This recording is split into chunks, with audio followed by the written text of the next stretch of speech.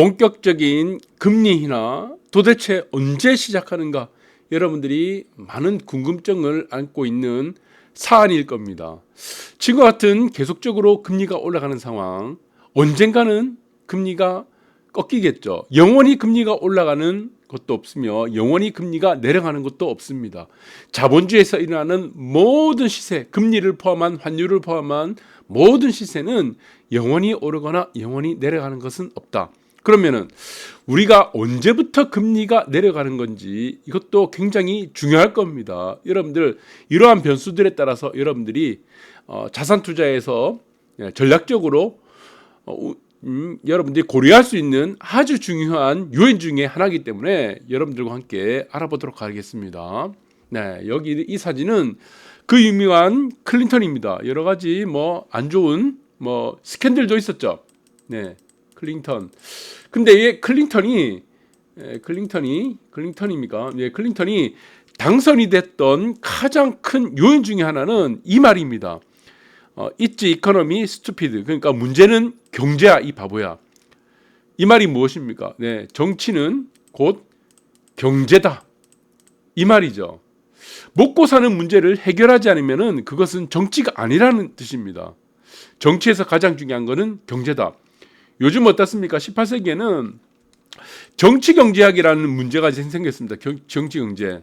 그러니까 정치와 경제를 분리하지 않고 정치경제학 같이 본다는 거죠.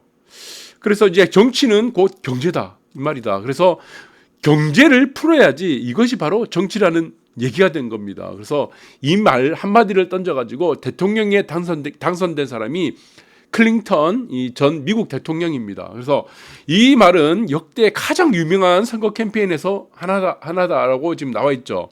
이 문구. 문제는 경제야. 자, 이거 1992년도 미국 대선에서 클린턴이 이 문구 하나로 대통령에 당선됐습니다. 그 당시에 지금 지지율이 굉장히 높았던 사람이 이제 걸프전 승리를 이끌었던 조지 부시죠. 부시 대통령의 아버지가 조지 부시라는 사람인데 이 굉장히 낙관했습니다. 대선을. 그런데 이 사람이 지금 참패를 했던 지금 재선에서 참패를 하게 됐는데 그 이유 중에 하나가 불안과 경기 침체라는 겁니다. 불안과 경기 침체. 이거는 뭡니까? 우리가 금리 인상을 올리게 되면 어떻게 되죠? 금리 인상 이렇게 쉽게 생각하면 안 됩니다. 금리를 올리게 되면 반드시 나타나는 게 무엇이라고 했습니까? 경기 침체죠. 네, 이 경기 침체입니다. 반드시 필연적으로 나타나는 겁니다. 지금 미국의 금리가 4%예요. 자, 이것을 더 올릴 수 있을 건가? 우리가 더 올릴 수도 있겠지만 이게 한계에 부딪힌다는 겁니다. 왜? 어떤 문제가 생기죠? 이 정치적인 문제가 생긴다는 거다. 정치적인 문제. 자, 정치적인 어떤 지금 지지율이라든가 여론 이런 것들이 굉장히 중요하죠. 왜? 이것을 놓치게 되고 끈을 놓게 되면은 다음에 재선에 실패하게 된다는 겁니다. 네, 바이든이. 그래서 이거는 우리가 금리 인상이라는 문제, 경기 침체라는 문제, 그 다음에 언제 금리를 인하할 것인가라는 문제는 이거 정치적으로 보라는 겁니다. 연준은 금리가 올리게 되겠죠. 우리나라에도 금리 인하를 언제 하게 될 건지를 잘 보셔야 되는데 연준은 누가 금리를 결정합니까? 연준이 금리를 결정한 것이 아닙니다. 연준은 사기업이죠. 사기업. 공기업이 아니에요. 정부기업이 아닙니다. 이 연준의 금리를 결정하는 것은 누가? 네, 유대자본입니다. 유대자본. 유태인 자본이에요. 금융자본. 그러면은 우리나라의 금리는 한국은행의 금리는 한은의 금리는 누가 결정을 합니까? 연준의 금리를 보고 한은에서 결정하죠. 이창용이라는 사람이. 제가 그래서 이거를 바보라고 말씀드렸습니다. 미국과 한국의 금리 상황은 경제 상황이 다르기 때문에 우리는 연준의 금리를 보고 한국은행의 금리를 결정해서는 안 된다는 건데 지금의 한국은행의 형태는 무엇입니까? 작태는 연준을 보고 금리를 오름과 내림을 결정한다는 겁니다. 그러면 연준의 금리는 누가 결정합니까? 유태인 자본들이 결정한다는 겁니다. 자, 그래서 이것은 지금 바이든에 있어서는 사실 금리를 결정할 수 있는 사실은 결정권이 없다는 겁니다. 유대자본이 결정하니까.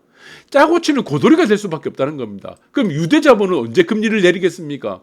자기들이 세팅이 다 돼야 된다는 거죠. 세팅. 무슨 세팅? 자산 세팅. 예, 자기들이 다 사놔야 돼요.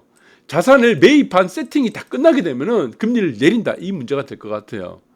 그래서 지금 바이든 정부도 마찬가지지만 자, 정치적인 문제가 걸려있기 때문에 우리가 지금 조지 부시 대통령이 참패를 했던 이유가 무엇이냐?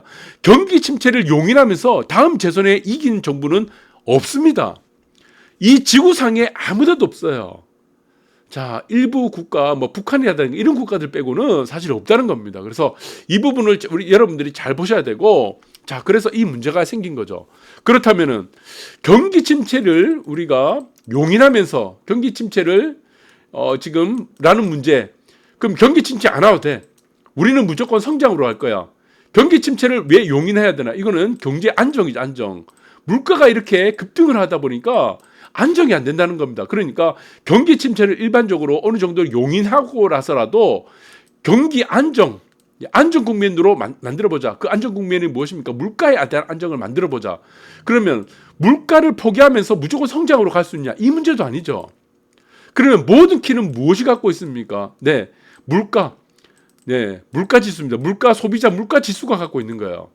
그러면 어느 정도 수준이 가야지 금리를 내릴 수 있는가? 이 부분을 보게 되면 되고, 또 하나의 문제 아까도 보셨죠.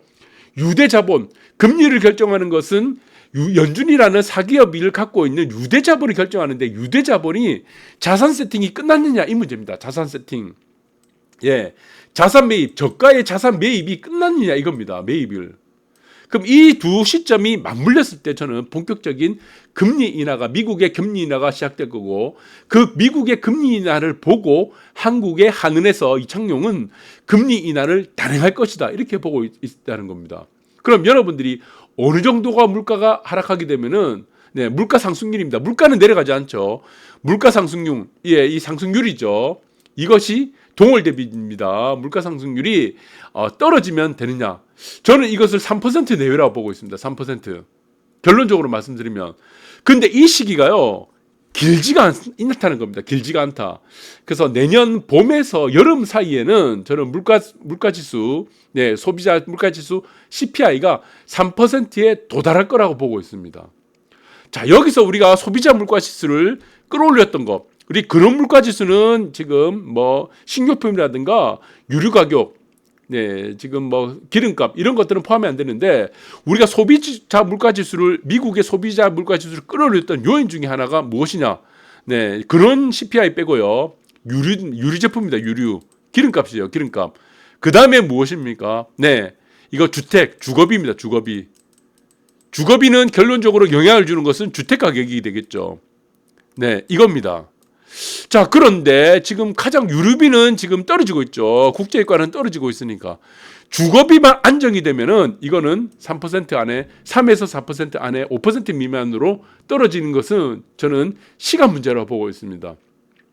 자, 지금 소비자 물가 지수 지금 CPI가 떨어지고 있는 와중이죠. 자, 떨어지고 있는 와중인데 지금의 금리가 4%다. 자, 여기서는 이제 크게 금리를 올리지 않아도 저는 이제 여름 3월 정도, 2월에서 3월 정도, 이제 그 사이에서 늦어도 여름 정도에는 저는 3% 안에, 목표 안에는 들어갈 것이다. 저는 그렇게 보고 있습니다. 그래서 그런데 자, 지금 이것이 지금 바로 곧바로 우리가 금리를 계속 올렸습니다. 미국의 금리가 제로금리에서 4%까지 올리면서도 자, 이 주택 가격, 주거 비용이 줄어들지는 않았어요. 지금도 주거 비용이 줄어들지 않습니다. 주택 가격이. 자, 그 이유를 한번 알아봐야 될 것 같습니다. 그 이유 중에 가장 중요한 것은 무엇이냐? 고용시장입니다. 고용시장. 고용시장이 워낙 탄탄하다 보니까, 자, 고용시장이 좋으면 어떻게 됐습니까? 임금이 좋죠. 임금. 돈이 안 끊기죠. 완전 고용입니다. 완전 고용. 미국은 지금 완전 고용입니다. 이 완전 고용을 만드는 이유 중에 하나가 무엇이냐면은, 미국이 중국을 이어가는, 중국에서 우리가 이전에는 중국이 세계 공장이었죠. 그것이 미국으로 바뀌고 있다는 겁니다. 세계 공장. 자, 그런데 이 스마트 팩토리라고 해서 지금 리쇼어링도 들어오고 있죠. 미국에서 다 리쇼어링 정책으로 리쇼어링이라고 해서 미국의 공장들이 다 들어오고 있습니다. 그리고 전 세계 공장을 다 빨아들이고 있습니다. 미국이. 그 고용 시장이 좋아질 수밖에 없는 거죠. 그러니까 미국에서는 별 희한한 걸 다 만듭니다. 보조금 만들고 하다 못해 가지고 무슨 뭐 탄소 중립 이런 거 가지고요 장난치고 있어요. 공장이 다 빨아들이고 있습니다. 희한한 걸 다 만들고 있습니다. 굉장히.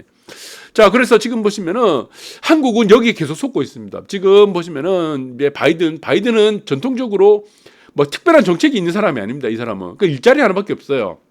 뭐 금리가 어떻게 되든 뭐 작살나든 뭐 국민들 어떻게 되든 상관없어. 전 세계가 뭐 한국이 뭐 지금 금리 같이 따라오려 가지고 죽어나가든 이게 상관없는 사람입니다.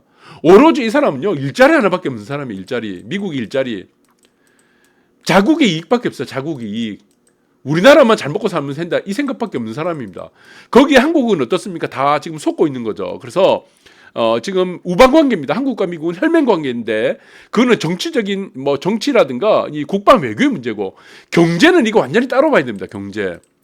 한국의 대기업 삼성, SK, 뭐 LG, 현대차 지금 어떻습니까? 미국에 다 공장 주고 있어요.